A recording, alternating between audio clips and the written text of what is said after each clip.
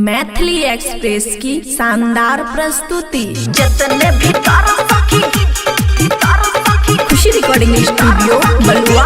मनीष जाता है उतने मजा आता है।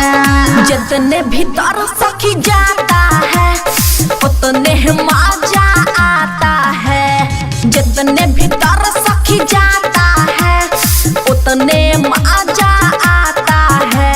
सैयद चोरी जब जब सखी हाथ से अपने पिन्हाता है। जितने भीतर सखी जाता है उतने मजा आता है। जितने भीतर सखी जाता है उतने मजा आता है।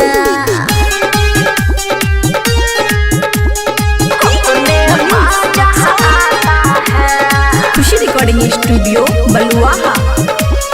उतने मजा आता है। जितने भीतर सखी जाता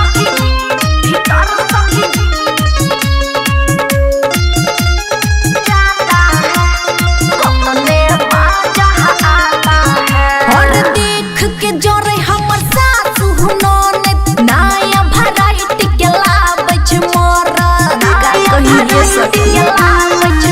और देख के जोरे हमर सासु ननद नया वैरायटी के लाबच मोरद।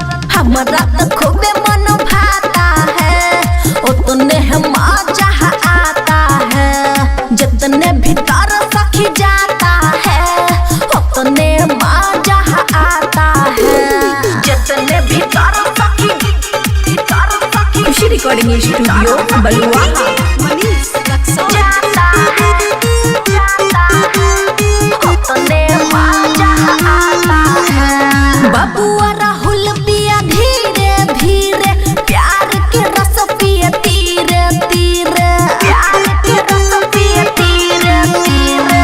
बबुआ राहुल पिया धीरे धीरे प्यार के रस पिए तीरे तीरे। जितने पिया तर पाता है उतने ही मजा आता है। सैयद चोरी जब जब सखी हाथ से अपने पिन्हाता है। जितने भीतर सखी जाता है उतने मजा आता है।